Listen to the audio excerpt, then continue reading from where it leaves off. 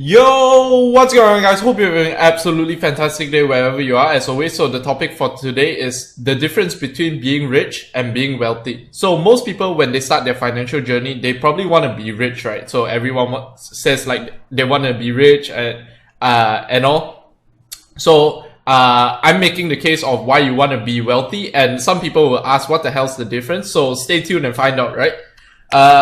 So right before I begin the video, none of this is financial advice. This is purely my own opinion. Please do your own research before making any financial decisions, and do your own research before making any decisions in general, right? So do your own research, make up your own mind, come to your own conclusions, and make your own damn decisions, right? Don't let anyone tell you how to make your decisions because they don't know like your personal circumstances.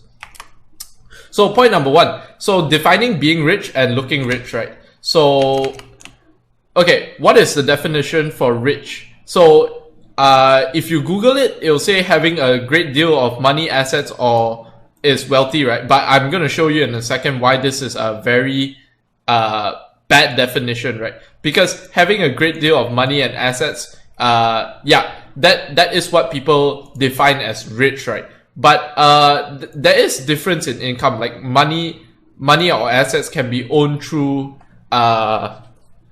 can be owned through debt and all that, right?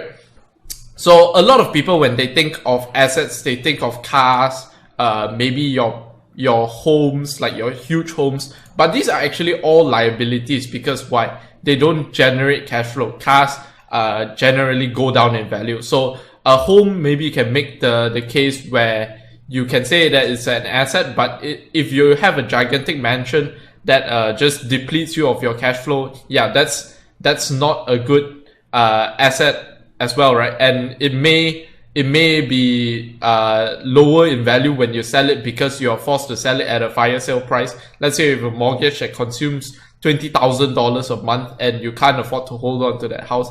Definitely, you'll sell it at a lower price than you bought it, right?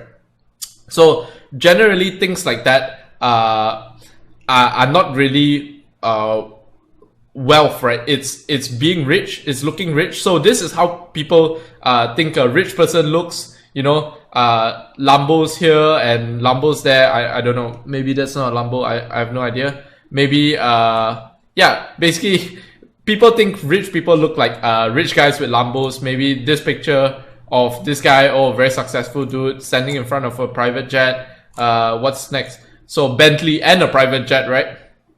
So yeah. Next, what's the definition of wealth, right?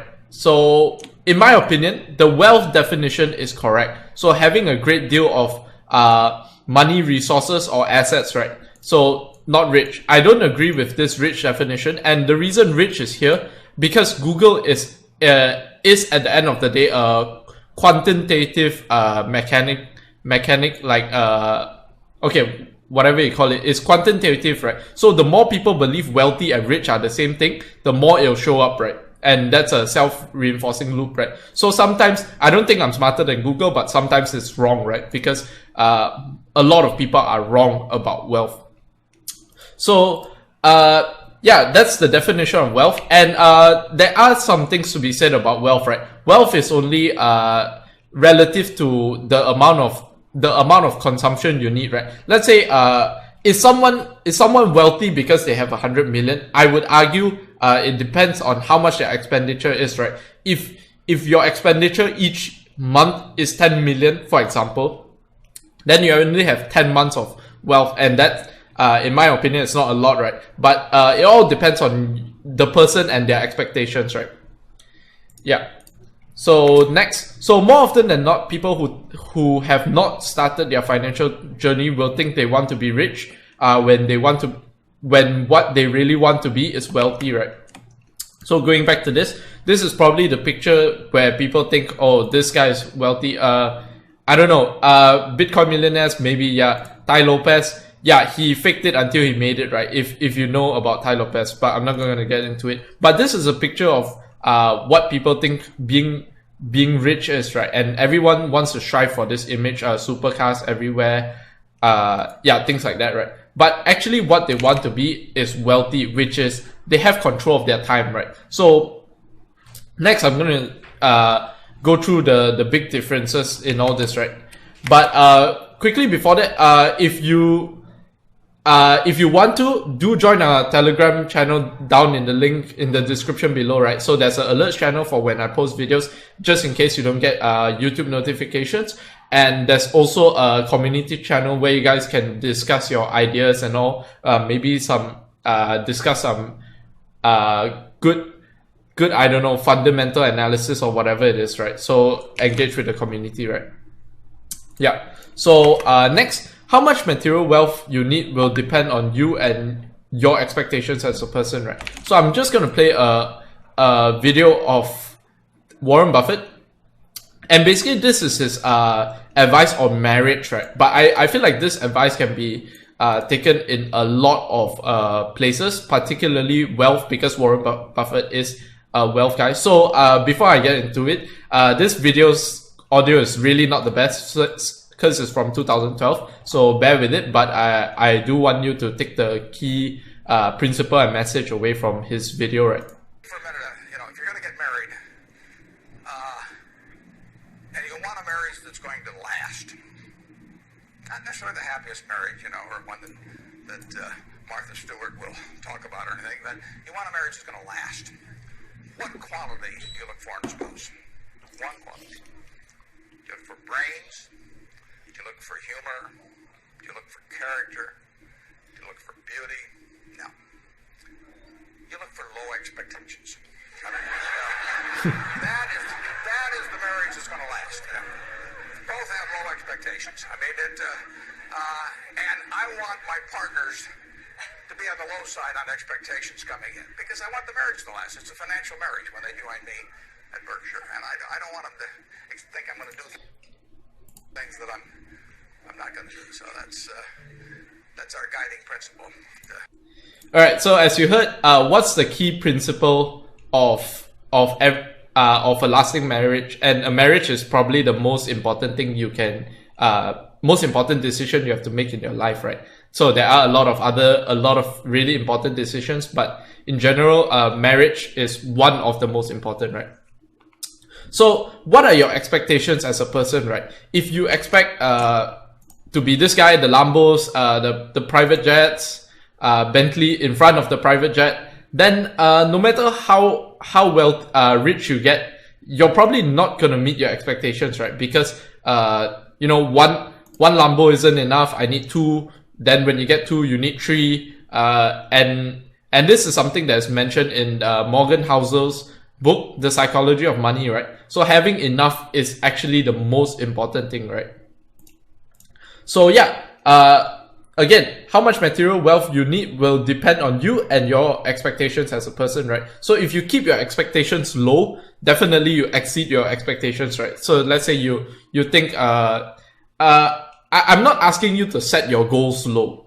By the way, I strongly suggest you set high goals. Shoot for the stars, maybe you'll land on the moon, right? As people say.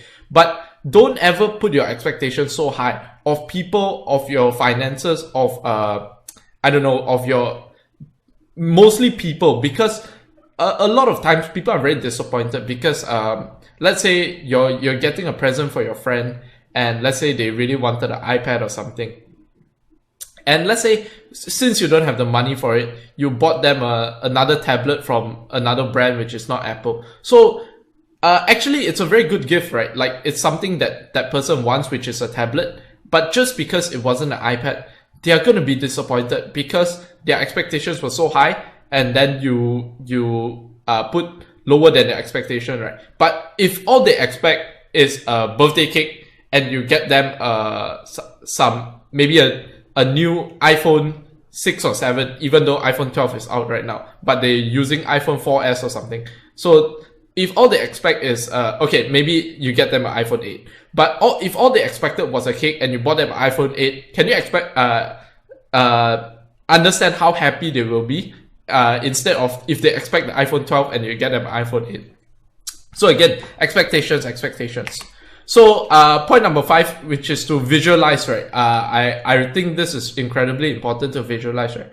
A person that makes, this is an example basically. A person that makes 20,000 a year and spends all 20,000 a year also known as person A, versus person that makes 100k and spends 50k and invest the rest into an index fund, also known as person B. So I don't like to use examples which are like, let's say they're making 100 million and you're making 100,000. Okay, that's not a fair comparison, but this is double, right? So it's already a lot more than the second person is making. But if you spend all of it, which is definitely, you have to spend all of your earned income if you want to look like this guy. Although I don't know this guy's personal finances, maybe he makes like a 10 million a year, so he can afford to spend like this. But yeah, basically, if you make 200,000 and you spend all 200,000, you're going to be left with zero, versus the person that spends 100,000, makes 100,000 and spends 50,000 and invests the rest into an index fund. So I'm going to show you the math behind it, right? So 50,000, let's say for first year for simplicity, I already divided it, it's 4,166. And the length in year, let's put 30, right? Let's say you start working at, I don't know, 25-year-old, you have 100,000 salary. I know it's ambitious, but just bear with me, right? It's just an example. And S&P 500 is about 8% return. So 8 to 10%. I'm just going to use 8% to be on the low side. And when you calculate, so your results are going to be $6,166,387, right? Compared to 0 for person A, right? So you have to decide, right? Which person do you want to be, person A or person B? And in the meantime, you can also increase this 100k if you are person B, right? And you can retain your 50k spending, because again, you have low expectations. You don't expect to drive a Lambo. You don't expect to drive all these things, right? So now that I've made all my points, right? So you have to decide. So now that you know the difference, what will your choice be?